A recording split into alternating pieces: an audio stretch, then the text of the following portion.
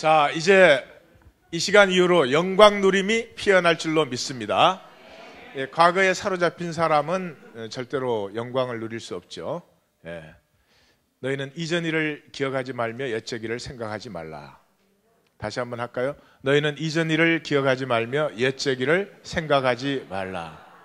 옆에 분에게 선언하십시오. 새 사람 되었습니다. 할렐루야.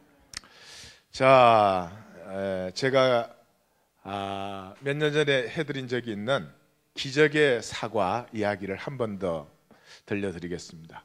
잘 한번 들어보세요. 이 기적의 사과는 한 입 딱 베어 무는 순간에 맛있다는 물론이지만 사과 맛이 이런 거였구나. 그러니까 품종을 개량해 가지고 맛있게 만든 것들 있잖아요. 그런 맛이 아니고 사과 맛이 이런 거지. 품종 개량으로는 맛을 낼 수 없는 그 진정한 사과의 맛, 그것을 딱 느낄 수 있어요. 뿐만 아니라 이 사과는 썩지 않습니다.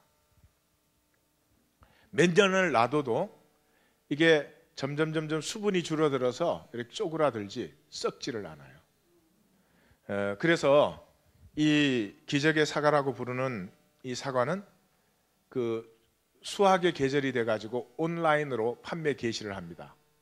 온라인으로 그 엄청난 그 가수원에 굉장히 많은 양의 사과가 출시되는데 판매 개시되자마자 3분, 3시간이고 3분 만에 완전히 끝납니다. 매진돼 버려요. 이 기적의 사과가 발견된 것은 그 이시카와 다쿠치라고 하는 일본 아오모리현의 레스토랑의 주방장이에요. 주방장인데 사과를 잘라서 반쪽을 쓰고 반쪽을 냉장고 위에 2년 전에 이렇게 얹었다가 잊어먹었어요. 2년 후에 그 사과를 발견했는데 썩지도 않고 갈색이 되지 않았어요.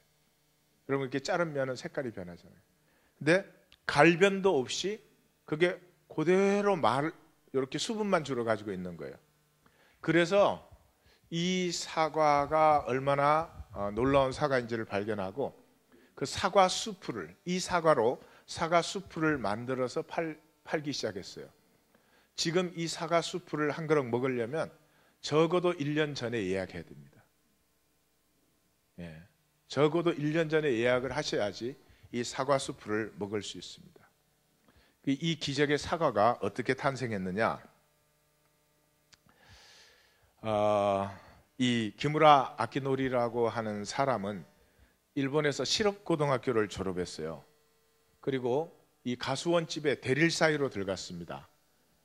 옥수수와 사과를 기르는 그 가수원 집에 대릴 사이로 들어갔는데 그 인간이 이제 사과를 계속 품종 개량해서 맛도 있고 크고 주시하게 하잖아요. 그런데 이 사과에 있는 영양분은 옛날 오리지널 사과에 비하면 10분의 1도 안 돼요. 그러니까 옛날에 사과 하나 먹으면 그 섭취되는 영양분을 지금 섭취를 하려면 10개를 먹어야 되는 거죠. 맛은 있고 그럴듯하게 보이지만 그 다음에 무엇보다 이 기르는 사과 나무가 면역성과 저항성이 거의 제로예요. 이 인간이 개량한 품질은. 그래서 이 사과 농사를 하는데 농약이 절대 필요합니다. 농약을 뿌리지 않으면 생산이 10% 이하로 줄어요. 그러니까 생산이 거의 안 되는 거죠. 그뿐만 아니라 그 다음에 꽃이 피지를 않아요. 그러니까 완전히 농약에 의해서 길러지는 사과들이에요. 지금 뭐 사과에 올게닉이라고 붙이잖아요. 뭐가 올게닉이에요? 예? 올게닉이라는 게 무슨 뭐 이렇게 그 금지된 그 케미칼이 없는 농약을 안 쓴다는 것뿐이지. 올게닉이라는 말은 자기네들이 갖다 붙인 거죠. 예, 올게닉을 쓰려면 이 기무라 아키노리의 이 기적의 사과 정도 돼야죠. 이 사람이 원래 뭐든지 열심히 하는 사람이에요. 일에 미치는 스타일이 돼가지고 그 가수원의 대릴 사이가 되자마자 농약을 잘 뿌려가지고 이 농협의 최고의 올해 뭐 생산자 이런 걸로 수차례 상도 받았어요. 그런데 문제는 자기 아내하고 자기하고 농약을 한번 뿌리고 나면 자기 아내는 일주일씩 알아눕는 거예요. 그래서 이 사람이 야, 농약 한 번 뿌리면 사람이 일주일씩 아픈데 이걸 사람들한테 파는 거거든요. 그러다가 자연농법이라는 책을 만났어요. 그래서 농약을 끊고 농약 대신에 식초를 뿌리는 거예요. 식초를 뿌리면 이제 그 벌레가 예방이 되니까. 그리고 장인 장모까지 다 동원돼 가지고 비닐봉지를 들고 벌레를 잡아서 이 비닐봉지에 넣는데, 이런 쓰레기 봉지에 나무 하나에 3봉지씩 잡아요. 그거를 뭐 계속 반복해야 되는 거죠. 그래서 이 사람이 참 농약이 대단한 거다. 한 번 뿌리면 벌레 싹 없어지니까. 근데 농약을 안 뿌리면 한 나무에서 이 비닐봉지로 3개씩 잡아내는 벌레 잡기를 계속해도 벌레가 생기니까. 농약이 대단해요. 돈이 대단한 겁니다. 돈만 있으면 삶이 얼마나 편해지는지 몰라요. 근데 정말 생명이 건강해지는 걸까요? 잘 한번 생각하면서 우리 이 기적의 사과 얘기를 들어보세요. 돈이 대단해요. 돈 있으면 엄청나게 편해집니다. 근데 정말로 돈이 우리를 행복하게 하는 건지, 정말로 돈이 우리의 생명을 강건하게 해가지고 내가 내 생명의 보람을 느끼고 내가 내 생명을 충분히 나누어 줄 수 있어서 나로 말미암아 다른 사람도 복되고, 정말 그런 건지 한번 잘 생각해 보세요. 그래서 농약을 안 주니까 나무가 약해지고 벌레가 뭐 대량 발생을 하는 거죠. 6만 평 사과밭인데 빨간 딱지가 붙고 빚더미에 올라서고 5년 만에 완전히 파산했습니다.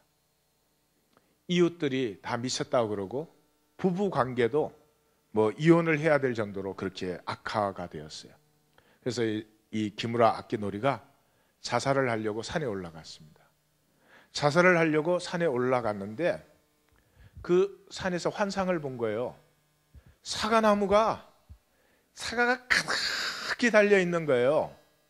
아무리 농사를 잘 지어도 저렇게 가득히 달릴 수가 없는 거거든요.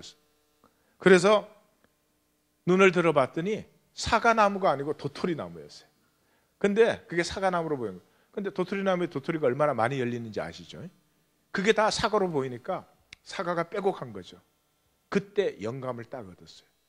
그래서 막 미친 듯이 그 도토리나무 그 밑을 뿌리 있는 데를 그 막 맨손으로 돌멩이를 움켜쥐고 막 팠어요. 그랬더니 그 도토리나무 밑에 흙은 건강한 생태계가 가득한 거예요. 그 밑에 지렁이도 있고 그 흙이 살아있는 흙이에요. 살아있는 흙에 도토리나무가 뿌리를 내리고 있으니까 누가 농약을 준 적이 있어요? 비료를 준 적이 있어요? 이렇게 건강해가지고 도토리가 저렇게 빼곡하게 맺힌 거예요. 이 양반이 그래서 영감을 얻어가지고 집으로 막 달려와가지고 자기 집 가수원 밑에 그 나무 밑에 흙을 파봤더니 흙은 죽어 있고 뿌리는 허옇게 병들어 있는 거예요. 그러니까 우리가 먹는 사과는요, 사과 나무가 열매를 맺은 게 아니라 화학 비료와 농약이 열매를 맺은 그를 우리가 먹고 있는 거예요, 사실은. 그래서 거지로 살면서, 그 완전히 파산됐으니까 거지로 살면서 자신의 그 사과밭을 말 그대로 쑥대밭으로 만들었어요. 잡초도 피게 놔두고 쑥도 자라게 놔두고 그러면서 그렇게 3년을 놔두니까 메뚜기가 나타나기 시작하고요. 개구리가 나타나기 시작하고 땅속에 지렁이가 생기고 뱀까지 나타났어요. 그래서 이 6만 평의 사과밭이 거대한 하나의 생태계가 이루어진 거죠. 이 사과밭의 독립 생태계가 이루어진 거예요. 8년째 되는 해 전부 죽어가던 사과 나무에서 7개의 사과꽃이 피었어요. 7개. 그 다음에 9년째 되던 해 봄이 되었는데 가수원 전체에 그 사과꽃, 하얀 꽃이 만발했습니다. 기무라 아키노리가 이 기적의 사과가 맺히고부터 이제 뭐 화제의 주인공이 됐지, 전 세계에서. 그래서 인터뷰를 하는데 이런 말을 했어요. 내가 한 게 아니고 저는 사과나무가 힘을 내도록 도와준 것밖에 없습니다. 주인공은 인간이 아니라 사과 나무였다는 것을 저는 뼈저리게 느꼈습니다. 이게 하나님의 방법이에요. 하나님 우리를 잘 되기를 원하는데 우리는 뭘 원하는 줄 아세요? 비료 더 주세요. 비료. 농약 더 쳐주세요. 농약 쳐주면 내가 안 싸워도 문제 해결되니까. 비료 더 주면 내 생명은 힘을 못 얻어도 열매는 생기니까. 근데 세상은 그렇게 합니다. 하나님 절대로 그렇게 안 해요. 내 생태계를 튼튼하게 해줘서 내게서 맺히는 열매를 주시는 거죠. 1991년 가을에 아오모리현에 큰 태풍이 불어왔습니다. 나무가 넘어가고 사과는 다 떨어지고 그 일대가 이 가수원 지역이기 때문에 피해액이 8천만 엔, 그 당시 그 돈으로 1억 엔 가까이 일어났습니다. 그런데 모든 사과밭의 나무가 다 쓰러지고 사과는 다 떨어졌는데 기무라시 사과밭의 사과는 80% 이상이 붙어 있는 거예요. 물론 나무는 다 서 있고 80% 이상의 사과가 그 태풍에 안 떨어지고 그대로 있는 거예요. 그래서 막 전국에 이것 때문에 이제 전국의 그 미디어에 곽광을 받게 됐죠. 그래서 사람들이 와서 뿌리를 파보니까 비료를 주는 나무들은 전부 뿌리가 땅 지표에 붙어 있어요. 그런데 기무라의 그 사과나무는 뿌리가 20m씩, 제일 깊은 건 20m씩 뚫고 들어가 있는 거예요. 그러니까 무슨 태풍이 그 나무를 쓰러뜨려요. 뿐만 아니라 사과 꼭지, 그 달리는 꼭지가 다른 나무에 비해서 2배 이상이 두꺼운 거죠. 2000년부터 사과나무의 대표적인 해충이 자벌레래요. 그런데 자벌레가 완전히 없어졌어요. 이유를 모른대요. 학자들이 들어가서 이렇게 연구를 해도 이유는 모르는데 그냥 2,000여 종, 그 가수원 안에만 2,000여 종 이상의 각종 생물이 완전한 생태계를 이루고 있어요. 우리가 교회가 되면 우리가 생명으로 교통하기 시작하면 우리 중에 하나님의 뜻이 아닌 병으로 시달리는 사람 없어져요. 하나님의 뜻이 아닌 인간 어려운 문제로 시달리는 사람 없어져요. 완벽한 생명 세계가 이루어지는 것이죠. 그게 교회예요. 왜 뭔가 마음이 병들어요? 쓸데없는 욕심, 불안, 의심, 그게 우리의 생명을 얼마나 약하게 하고 갉아먹어요. 그걸 하루 이틀이 아니라 매일 짐지고 사니까 그렇게 되는 거죠.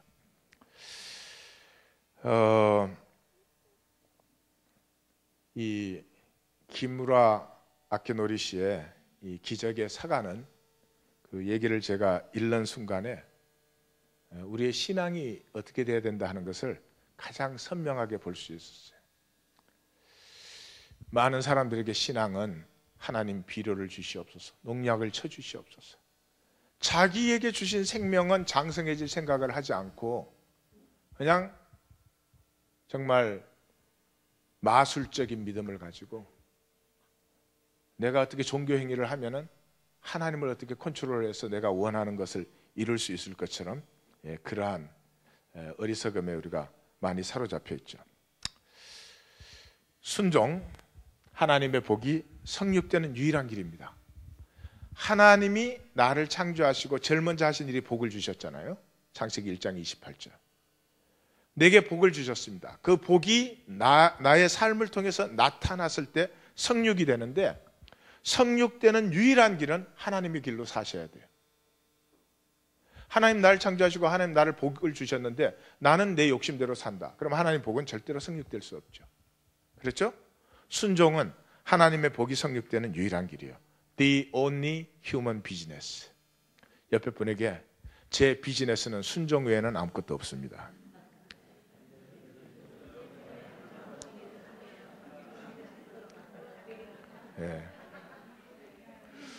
순종은 만물이 복되고 아름다울 수 있는 유일한 길입니다.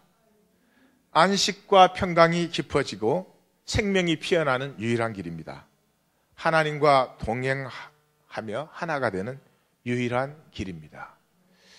현상과 육체와 세상에 쏘가 있으면 하나님의 순종은 나를 아주 귀찮게 하는 것이고, 이 내 조그만한 요 삶, 내가 이거 만드느라고 얼마나 아둥바둥 악착같이 살았는데 이것마저 내놓으라는, 전혀 거짓도 그런 거짓은 세상에 존재하지 않아요. 그런 거짓에 사로잡히게 됩니다. 하나님은 우리에게 그런 일을 절대로 하지 않으시죠. 순종은 나의 눈물 나는 노력이 아닙니다. 하기 싫은데 억지로라도 순종해다오. 하나님은 그러시지도 않을 뿐만 아니라 그런 순종 원하지도 않을 뿐만 아니라 받으시지도 않습니다. 순종하는 사람이 즐거움과 기쁨을 누리게 됩니다. 예?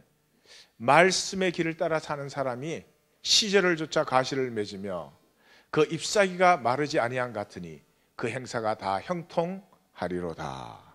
순종은 즐거운 사람 사로잡힘, 사랑의 자원함이지 하나님이 억지로 하는 순종을 우리에게 바란 적이 없어요.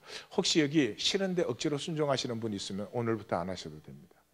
그 순종 안 한다고 하나님이 손해보게 하시거나 저주하지 않습니다. 그러나 구하십시오. 하나님, 생명이 기쁨으로 피어나는 순종의 길을 나로 알고 누리게 하옵소서.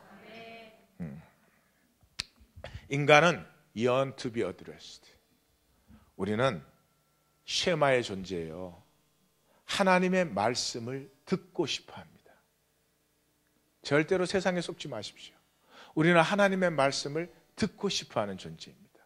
하나님의 말씀을 순종할 때 우리의 생명의 기쁨이 최고지, 하나님의 말씀에 불순종하고 와, 난 너무 기쁘다, 그런 일은 절대로 없어요. 쏙지 마시기 바라요. 사랑받는 자만이 자신에게서 자유해져요. 자신에게 사로잡히는 것이 저주 중에 저주예요. 이 self-centered, self-sufficient, 이 자기에게 사로잡힌 사람은요, 사랑도 못 믿어요. 사랑도. 다른 사람이 나를 사랑을 해도요, 저 사람이 뭔가 이익이 있으니까 사랑하겠지, 이렇게 돼요. 왜? 자기 자신에 사로잡힌 이유가 뭐예요? 자기 속에 불안이 있으니까 사로잡힌 거잖아요. 그러니까 하나님의 사랑도 이 사람에게는 평강과 안식을 줄 수가 없습니다. 자신을 활짝 열고 하나님에게 사로잡히시기를 주님의 이름으로 축원합니다. 자, 그런 기쁘고 즐거운 순종, 복되고 생명이 피어나는 순종이 그러면 왜 우리에게는 그렇게 쉽게 여겨지지 않느냐? 간단합니다.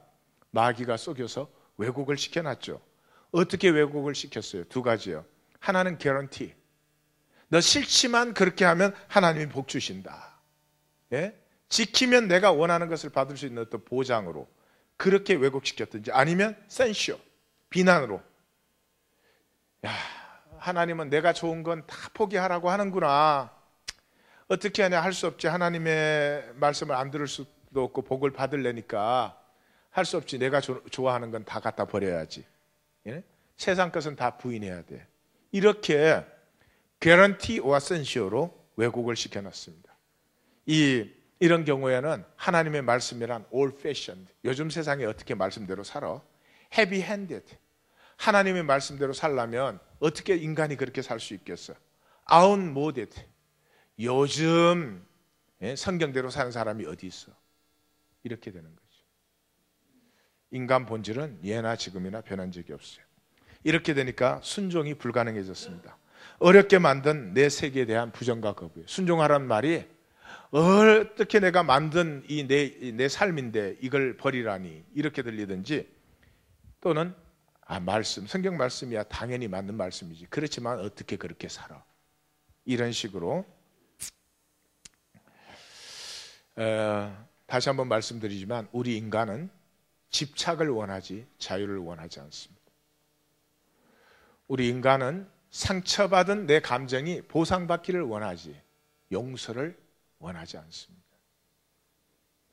어제 우리 내면화의 정세에 대해서 얘기하고 어떤 성도님이 저한테 그 질문하더라고요. 그러면 그 자리로 돌아가서 만나기만 하면 치유됩니까? 그렇죠. 진실 그대로 만나면 치유됩니다. 자, 아버지가 폭력을 행했다. 그 자리로 돌아가 보는 순간 어떻게 돼요? 아버지가 폭력을 행한 게 문제가 아니고 그보다 더 중요한 문제는 그 폭력을 행할 때 I must be something wrong and I must do something wrong. 내가 잘못된 존재고 내가 뭔가를 잘못했기 때문에 아버지가 저렇게 화를 내겠지 하는 어린아이의 감정중심, 자기중심의 논리거든요. 그래서 그때 나는 내 스스로 내가 잘못된 존재고 나는 뭔가 잘 될 수 없는 존재로 이미 내가 나를 낙인 찍었죠. 근데 그 현실로 돌아가서 진실 그대로 보니까 나에게 문제가 있었던 게 아니고 아버지의 문제가 있었어요. 그러니까 내가 자유해지죠. 아, 내가 뭐 죄를 지은 게 아니구나. 내가 잘못된 존재에서 그랬던 게 내가 자유해지죠. 그 다음 한 단계는 더 나가면 어떻게 돼요? 아버지가 이제 불쌍하죠. 우리 아버지가 정말 불쌍한 사람이었구나. 그럼 어떻게 돼요? 용서가 되죠. 그러면 아버지도 용서되고 나 자신도 용서되고 새 출발, 너희는 이전 일을 기억하지 말며 옛적 일을 생각하지 말라. 지난주의 긴 설교를 생각하지 말라. 어? 얼마나 성경 말씀이 나 좋은지 몰라. 예? 그러면 오늘 현재로 살 수 있게 되는데 우리가 그거 원해요? 그거 원하지 않아요. 그때 상처난, 그때 짓눌린 내 감정이 보상받기를 원해요. 그게 뭐예요? I want to be the center of the world. I want to be the center of everything. So that 다시는 다른 사람이 나를 헐트할 수 없어요. 나를 아프게 할 수 없어야 돼. 다시는 어떤 사람도 나를 무시할 수 없어야 돼. 모든 게 내 생각대로 이루어져야 돼. 그걸 원하지 진리로 자유해지기를 원하지 않는다 말이죠. 그래서 순종도 이 세상에 가장 복된 것이 순종이지만 내 안에 썩이는 거짓 때문에 순종은 할 수 없는 거야. 순종하면 살 수가 없어. 이렇게 생각을 합니다. 무슨 대단한 삶을 지금 살고 있어서 아니 무슨 대단한 삶을 살고 있어서 말씀에 순종 안 하면서까지 자기가 그 삶을 유지해야 되느냐 이 말이죠. 혹시라도 잘못 생각하시는 분이 있으면 오늘 새로워지실 줄 믿습니다. 옆에 저는 순종합니다. 우리 집안이 원래 잡종이 아닙니다. 자, 이 순종을 가능케 하는 것은 세례적인 바라봄입니다. 세례를 받은 자만이 순종이 가능합니다. 세례를 받지 않은 사람에게는 순종은 불가능합니다. 그럼 세례가 무엇인데? 세례에서 세 가지가 이루어졌어요. 제일 첫 번째, 나의 옛 세계를 깨어버리는 새 세계의 위험하고도 모험적인 개입이 일어났어요. 내가 세례받는 때 순간에 제일 먼저 일어나는 것은 나의 옛사람이 죽는 것입니다. 나의 옛사람을 죽이고 나의 새사람을 살려내야 되는데 이것은 심장 이식 수술보다 더 위험한 것입니다. 나의 옛 세계를 죽이고 하나님 안에 나의 새 세계가 살아나게 하는 이 위험하고도 모험적인 개입이 하나님 쪽에서 임한 거예요. 일어난 것이죠. 불순종의 길을 가는 우리에게 순종의 길이 드디어 열렸습니다. 그러므로 옛사람에 대해서 죽지 않은 사람은 자기 혀를 깨물어도 순종은 할 수 없습니다. 하나님의 새 세계가 임한 사람에게만 이 순종은 가능한 것이죠. 그래서 사도 바울은 그것을 이렇게 얘기하죠. 너희 몸은 너희가 하나님께로 받은 바 너희 가운데 계신 성령의 전인 줄 알지 못하느냐. 너희는 너희 자신의 것이 아니라 값으로 산 것이 되었으니 그런즉 너희 몸으로 하나님께 영광을 돌리라. 옆에 분에게 당신 몸은 당신의 것이 아닙니다. 당신의 옛 몸은 죽었습니다. 당신의 새 몸은 하나님이 값주고 사신 것입니다. 좋은 말 할 때 영광을 돌리십시오. 예, 그렇습니다. 이제는 순종하여 하나님께 영광을 돌릴 때 팔자가 편해질 뿐만 아니라 생명의 영광이 피어나게 됐습니다. 이제는 순종 안 하면 안 할수록 괴로워요. 순종 안 하면 안 할수록 괴로워요. 둘째, 우리 쪽에서 옛사람에 대해서 아무것도 할 수 있는 게 없습니다. 그 길은 내 스스로 선택하고 들어간 길이니까. 하나님의 위험하고도 모험적인 개입으로 말미암아 나의 옛사람에 대해서 죽고 하나님의 새 세계가 살아났습니다. 둘째, 우리가 세례를 받을 때 하나님이 자신을 들여서 어떤 값을 지불했어요? 하나님 자신을 살을 찢고 피를 흘려서 하나님의 생명을 값으로 지불했어요. 하나님이 자신을 들여서 여신 새 세계는 반드시 이루어진다. 하나님이 하실 때 이루어질지 말지 모르는 일을 갬블링을 하실까요? 하나님은 그런 일을 절대로 하지 않습니다. 자기 자신을 주어서 거기에 투자를 하실 때는 그 일의 결과가 반드시 이루어지기 때문에, 그러므로 하나님이 자신을 들여 여신 새 세계는 반드시 이루어진다. 하나님의 약속은 반드시 이루어진다. 하나님의 약속은 반드시 이루어진다. 그러므로 딴 길로 가면 크게 후회하십니다. 그러므로 딴 길로 가시면 크게 후회하십니다. 옆에 분에게 말씀해 주시라고.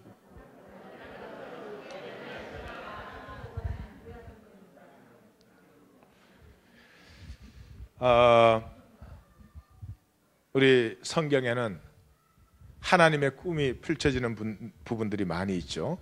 대표적인 부분, 제가 제일 좋아하는 부분 중에 하나가, 그 대표적인 것 중에 하나가, 그때 이리가 어린 양과 함께 살며 표범이 어린 염소와 함께 누우며 송아지와 어린 사자와 살찐 짐승이 함께 있어 어린아이에게 끌리며 암소와 곰이 함께 먹으며 그것들의 새끼가 함께 엎드리며 사자가 소처럼 풀을 먹을 것이며 젖먹는 아이가 독사의 구멍에서 상난하며 젖된 어린아이가 독사의 굴에서 손을 넣을 것이라. 내 거룩한 산 모든 곳에서 해됨도 없고 상함도 없을 것이니 이는 물이 바다를 덮음같이 여호와를 아는 지식이 세상에 충만할 것임이니라. 너무 아름답지 않습니까? 이것이 2600년 전의 비전이라고 믿을 수 있어요. 우리 인간의식이 계속 발전해 왔습니다. 100년 전 사람하고 지금 제 의식을 보면은 그냥 그 자체로 엄청난 차이가 납니다. 100년 전 사람이 무슨 어떻게 하면 이 조그만한 지구촌에 평화가 이루어지나? 왜 아프리카의 사람들은 저렇게 태어나서 죽을 때까지 고생을 해야 되냐? 어떻게 저렇게 계속 버려둘 수 있느냐? 우리는 너무 먹어서 걱정하는데 이제 더 이상 이렇게 계속 갈 수는 없다. 이런 의식 100년 전에는 불가능했어요. 우리는 하잖아요. 그만큼 의식이 진화된데 2600년 전에 이사야의 비전이에요. 놀라운 것입니다. 하나님의 영감이 아니고는 피어날 수 없는 꿈이죠. 미가서 4장 3절에서 4절 우리 같이 한번 읽어볼까요? 그가 많은 민족 사이에 이를 심판하시며 먼고 강한 이방 사람을 판결하시리니 무리가 그 칼을 쳐서 보습을 만들고 창을 쳐서 낫을 만들 것이며 이 나라와 저 나라가 다시는 칼을 들고 서로 치지 아니하며 다시는 전쟁을 연습하지 아니하고 각 사람이 자기 포도나무 아래와 자기 무화과 나무 아래에 앉을 것이라. 그들을 두렵게 할 자가 없으리니 이는 만군의 여호와의 입이 이같이 말씀하셨음이라. 아멘. 참 재밌지 않아요? 인류가 얼마나 전쟁을 많이 했는데 성경은 그것을 전쟁 연습이라고 불러요. 왜? 마지막 때 전쟁에 비하면, 마지막 전쟁에 비하면 1차, 2차 세계대전 같은 것은 전쟁 연습에 불과한 것이다. 인간 심성이 메말라져 가고 있기 때문에 마지막 전쟁의 참혹함은 아마 말로 다 할 수가 없을 것입니다. 계시록에 일곱째 천사가 나팔을 불며 하늘에 큰 음성이 나서 이르되 세상 나라가 우리 주와 그의 그리스도의 나라가 되어 그가 세세토록 왕노릇 하시리로다. 반드시 이루어진다. 반드시 이루어집니다. 옆에 분에게 딴 길로 가면 크게 후회하십니다. 짧은 현상의 그 욕망, 그래봐야 별로 이익도 안 되는 것에 사로잡혀서 하나님의 길을 버리시면 안 됩니다. 셋째, 자, 세례를 받을 때 하나님의 개입이 우리에게 시작되었다. 둘째, 하나님이 자신을 들여서 개입한 그 일은 반드시 완성하신다. 셋째, 잘 들으십시오. 현재 우리의 삶은 하나님의 개입, 초림과 하나님의 약속의 완성, 재림 사이에 있다. 지금 우리의 삶의 현재는 하나님께서 우리 안에 모험적인 개입을 하신 이 시작과 이 시작한 것은 반드시 이루는 완성 사이에 나는 현재 존재하고 있다. 그 위치가 분명하면 내가 뭘 해야 되는지 분명하죠? 그렇죠? 네. 피곤들 하십니까? 네. 이 눈동자가 안식이 깊은,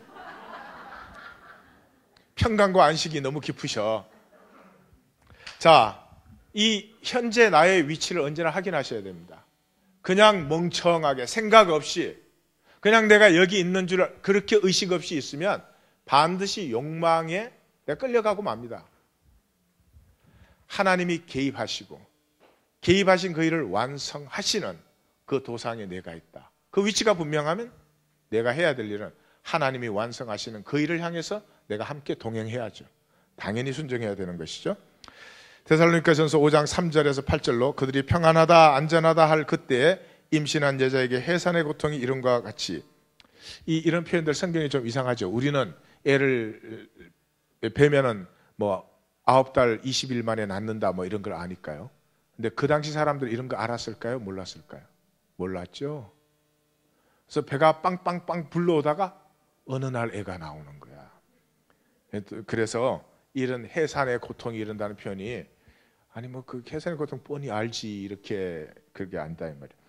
멸망이 갑자기 그들에게 이르니 결코 피하지 못하라. 형제들아 너희는 어둠에 있지 아니하며 그날이 도둑같이 너희에게 임하지 못하리니 너희는 다 빛의 아들이요 낮의 아들이라. 우리가 밤이나 어둠에 속하지 아니하나니 그러므로 우리는 다른 이들과 같이 자지 말고 오직 깨어 정신을 차릴지라. 오직 깨어 정신을 차릴지라. 자는 자들은 밤에 자고 취하는 자들은 밤에 취하되. 형제님들 굿뉴스, 밤에는 취해도 된대요. 자는 자들은 밤에 자고 취하는 자들은 밤에 취하되 우리는 낮에 속하였으니 정신을 차리고 믿음과 사랑에 호심경을 붙이고 구원의 소망의 투구를 쓰자. 그러므로 순종은 현재에 일어납니다. 순종에 대해서 가장 속이는 것이 뭐죠?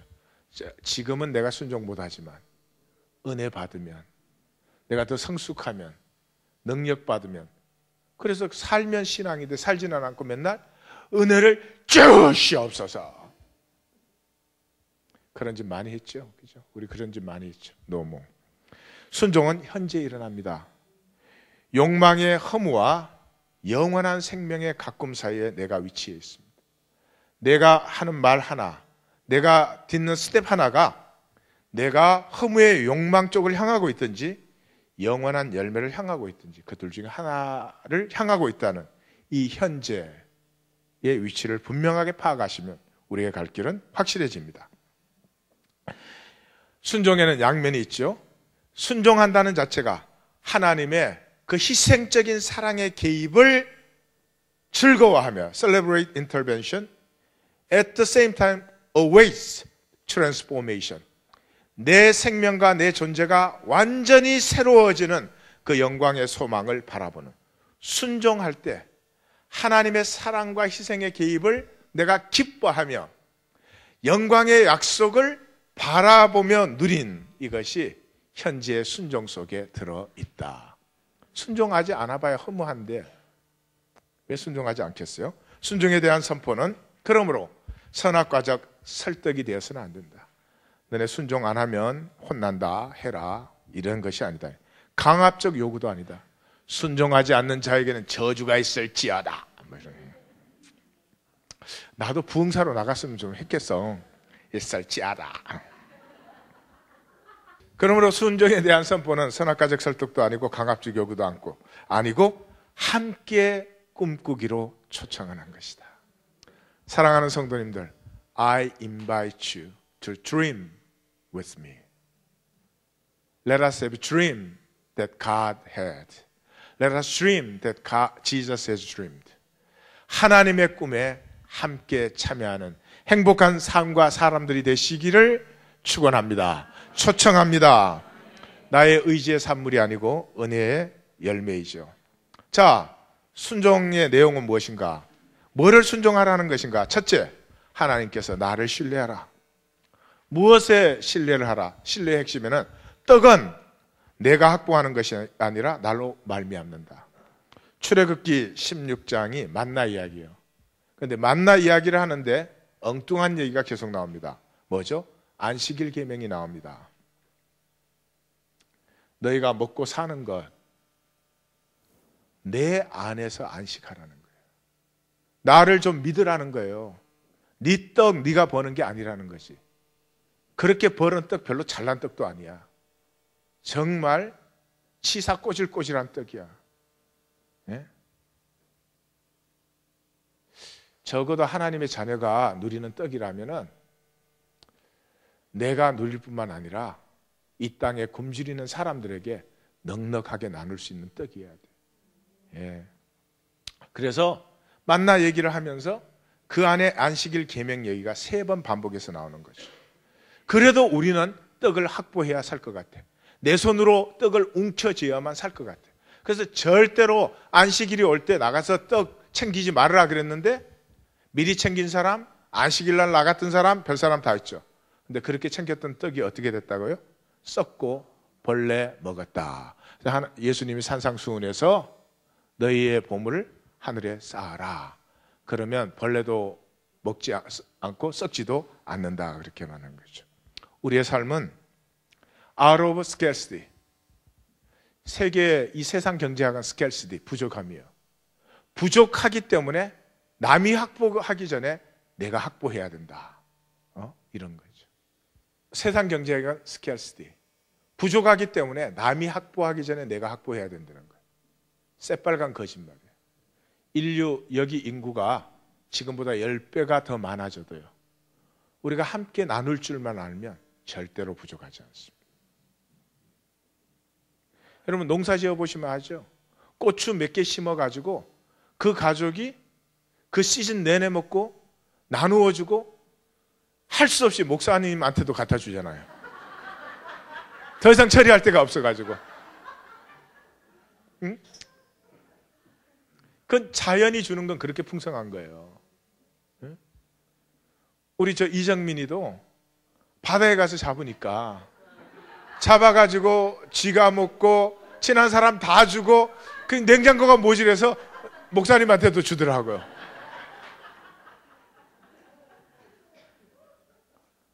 또 정은미는 그래도 딴 집 좀 찾아보지 또 이래요.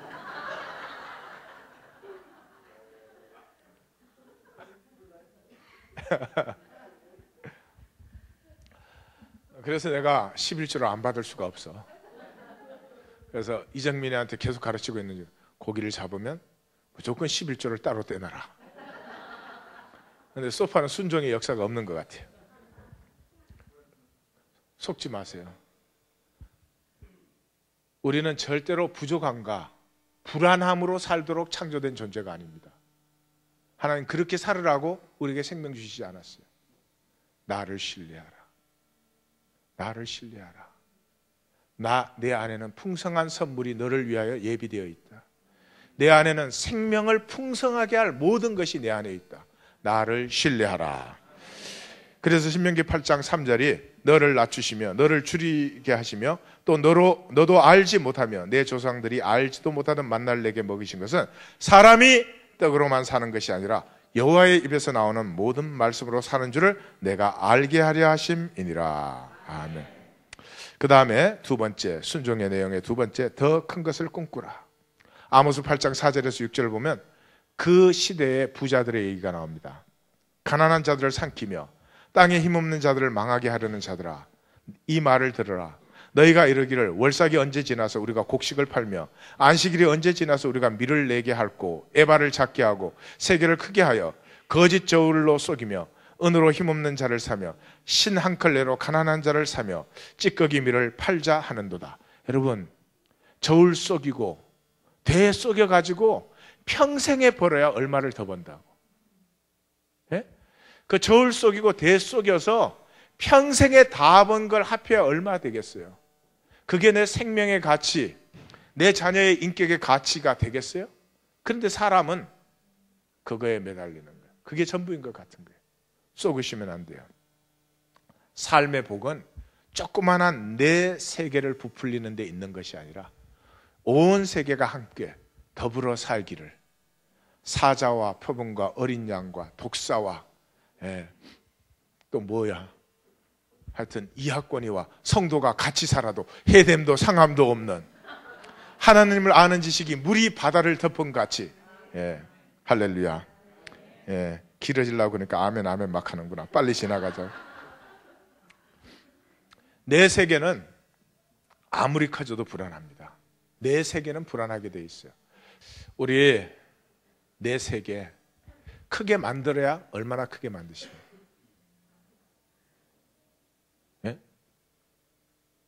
원천적으로 본질적으로 생각하면 문제는 간단해요. 내 세계 크게 만들어야 얼마나 크게 만듭니까?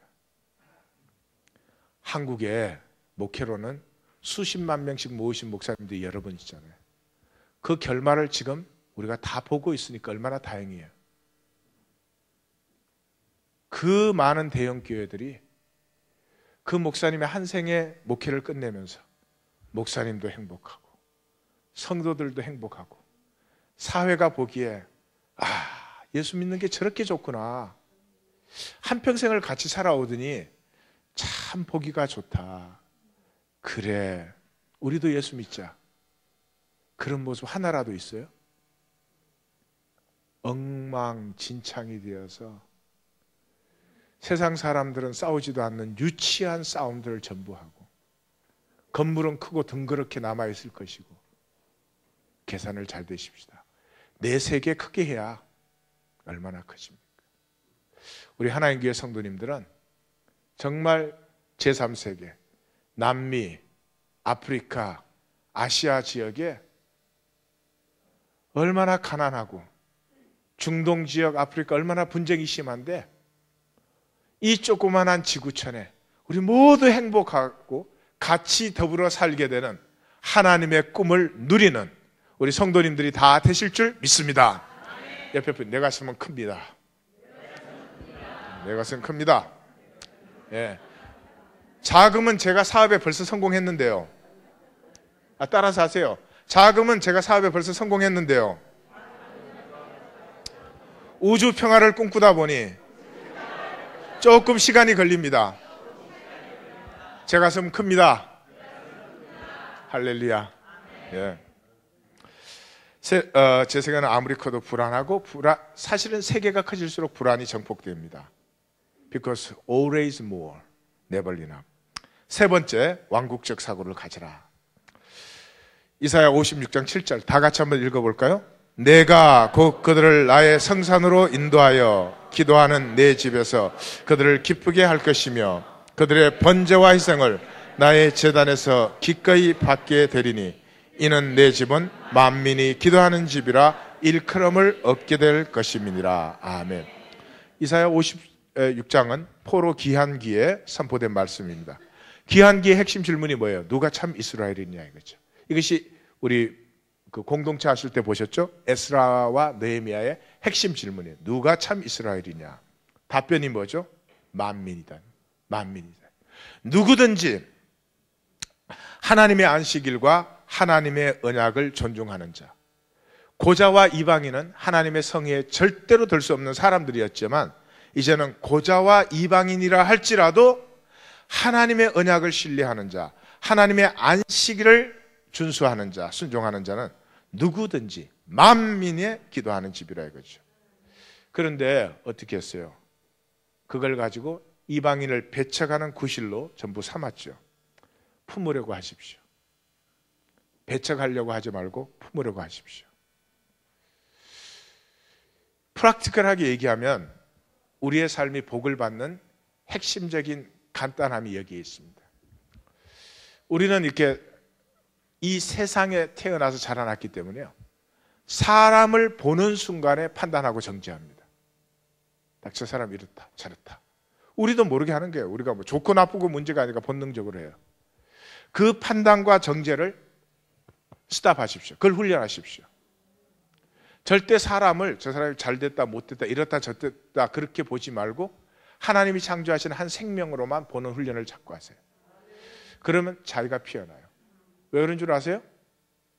내가 나를 바라보는 정죄와 판단이 있기 때문에 남을 바라보고 정죄하는 거예요.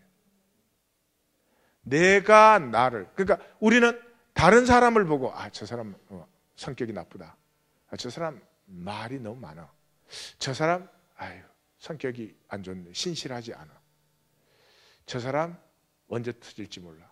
이렇게 생각하잖아요. 남에 대해서 생각한다고 하잖아요. 그게 자신이 대해서 하는 정죄와 판단이에요. 그래서 남에 대한 판단과 정죄를 거두지 않으면 자기는 자유해지지 않습니다. 자기 스스로 자기를 억누르고요. 내 안에 창조하신 하나님의 복은 절대로 피어나지 않습니다. 품으세요. 그 모습 그대로. 예? 자식을 품잖아요. 자식이 부족한 점이 있고 약점이 있고 그래도 품잖아요. 그대로 그냥 다른 사람이 있어. 성격이 안 좋은 사람처럼 보이면 성격이 안 좋은 대로 품으면 되잖아요. 예. 그러니까 우리 서로 품어야 되네. I don't know. 사람을 어떤 이유로도 배척하지 말고 품으려고 하세요. 품으려고 하세요. 품으려고 하세요. 우리가 복되고 우리의 자손이 복될 줄로 믿습니다. 네 번째, 인간 회복을 바라보라. 인간 회복이란 더불어 살기가 회복되는 것이죠. 나사렛 예수의 기적들, 우리 이미 기적 이야기에서 봤죠. 모든 기적의 총결론은 함께 먹음이잖아요. 더불어 살기잖아요. 그래서 예수님이 뭐라 그래요? 안식일이 사람을 위하여 있는 것이 아니요 사람이 안식일을 위하여 안식일이 사람을 위하여 있는 것이요 사람이 안식일을 위하여 있는 것이 아니다. 인간 회복, 인간 주권이 회복돼야 돼요. 어떤 이유로도 인간을 멸시하면 안 돼요. 인간을 판단하고 정죄하면 안 돼요. 이 시대에 제일 문제가 뭐예요? 교회가 뭔지가 모르잖아요. 교회가 종교단체인 줄 알아요. 교회가 모여서 종교 행위하는 데인 줄 알아요. 그 참 예수님이 이 세상에 다시 오시면 모든 걸 이해하지만 교회는 이해를 못할 거예요. 도대체 여기가 뭐 하는 데냐? 그건 진짜 제가 제 인격을 걸고 약속할 수 있어요. 예수님이 재림하시면 교회를 이해할 수가 없을 거라고. 저기는 뭔데 저 사람들이 저러고 있냐? 그럴 거예요. 교회는 종교단체가 아니며 종교단체가 될 수도 없으며 복음서를 보시면 정확하게 예수님께서 이 땅에 오셔서 창기, 세리, 모든 죄인들과 어울리되 아무런 거리낌도 없고 부족함이 없었습니다. 그런데 예수님하고 유일하게 부딪힌 사람들이 누구예요? 종교인들이에요. 종교인. 마가복음은 그래서 종교인하고 딱 3번 부딪히죠. 그때 종교인들이 예수를 죽이려고 결심했다는 말이 3번 나와요. 교회는 종교단체가 아닙니다. 종교심은 아름다운 것이고 교회 안에 종교심이 있는 것은 좋은 것이에요. 그러나 종교단체가 되면 안 돼요. 제가 이만큼 살고 보니까요, 인간의 본능은 지키려는 거예요. 정치, 경제 다 자기 것 지키겠다는 거예요. 근데 이 세상에서 자기 것을 지키는데 제일 무서운 사람들이 종교인들이에요. 그래서 종교인이 되면 다른 종교 꼴을 못 봐. 그러니까 인류 역사에 전쟁으로 죽은 숫자보다 종교 갈등으로 죽은 숫자가 훨씬 더 많아요. 예수님은 종교단체를 세우신 적도 없고 종교단체에 관심이 없어요. 종교심이 뛰어나신 분이었지만, 그럼 교회가 뭐냐? 교회는 이거예요. 여기 우리 홍영 성도님, 최영선 성도님 이렇게 있는데 우리 셋이 있어요. 두세 사람이 모인 곳에 나도 그들 중에 있느니라. 우리 셋이 이렇게 있는데 주님이 함께하면 그게 교회예요. 그럼 우리 셋이 있는데 주님이 여기 함께 있으면 우리 잘난 척 하려고 그럴까요? 주님 앞에서? 주님, 제가 이렇게 하버드 다닐 때 말이에요. 주님 혹시 프린스턴 갔다 오신 적 있으세요? 그럴까요? 그럴 리가 없죠. 또 반대로 내 안과 속을 다 아시는 그분 앞에서 막 내 수치 이것 때문에 감추고 막 불안해하고 그럴까요? 주님이 함께 계시면 We come to be who I am. 그냥 나로 나일 수 있어요. 그분이 나를, 이 부족하고 못난 나를 편안하게 자기의 모든 사랑으로 받아주시는 것을 우리가 알기 때문에 그냥 나는 나 자신이 될 수 있어요. Genuine I, genuine I, 참 나가 될 수 있어요. 내가 참 나가 되고 홍혜영 성도님이 참 나가 되고 최영순 성도님이 참 나가 되면 우리 사이에 genuine relationship. 저것들한테 착하다고 해줘야 다음 주에 또 나오겠지, 이런 관계가 아니고, 저것들한테 그러니까 저 뒤에 이정숙 성도님 놀래가지고 입이 이렇게, 제가 또 영업을 망치는구나 이러고.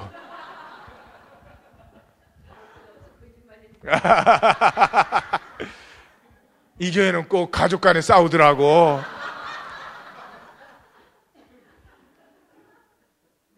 Genuine I and genuine relationship.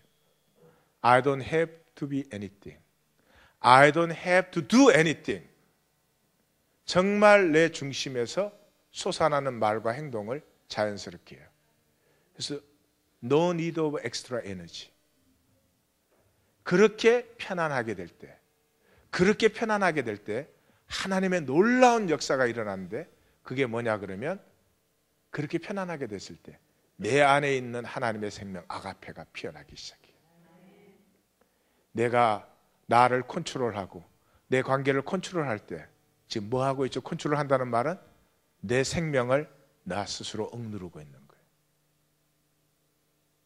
마귀에게 쏘가서 나의 영원한 유업을, 나의 가장 아름다운 가능성을, 나의 가장 존귀한 능력을 마귀에게 쏘가서 내 스스로 억누르고, 그러니 능력이 부족하고, 그러니 에너지가 모자라가지고 어떻게 먹고 사나, 무엇을 먹을까 마실까 입을까, 그 염려로 평생을 보내는 거죠.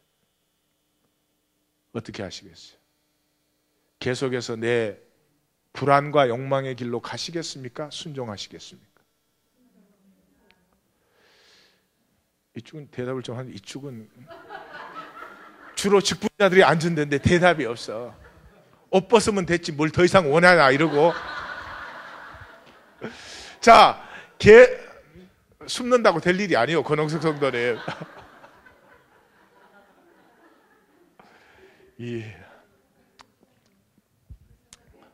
나는 권홍석 성도 하나 안 무서워. 우수연 성도 무서워.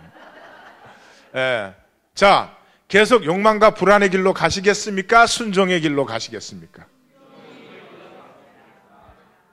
할렐루야. 네. 여러분들이 순종의 길로 가면 저도 갈게요. 예, 그렇습니다. 교회는 인간 회복의 자리입니다. 인간 회복 속에 종교 행위도 있을 수 있어요. 그때 종교 행위는 아름다운 행위가 됩니다. 사람들에게 보이는 예수님이 그렇게도 경계한 그런 행위가 아니라 정말 과부의 두 랍돈 같은, 이렇게 하나님과 직통교통이 이루어지는 그런 관계가 됩니다. 그것이 교회입니다. 목회 2기에 이 하나님 교회 안에 하나님의 진정한 교회가 이루어질 줄 믿습니다. 그때 억눌렸던 우리의 가능성이 다 피어나 하나님의 생명의 영광을 누릴 줄로 믿습니다. 하나님의 생명의 영광을 누리시기를 주의 이름으로 축원합니다. 다시 한번 선포하십시오. 나는 생명의 영광을 누립니다. 나는 생명의 영광을 누립니다. 생전의 거짓이 나를 더 이상 속이지 못합니다. 할렐루야.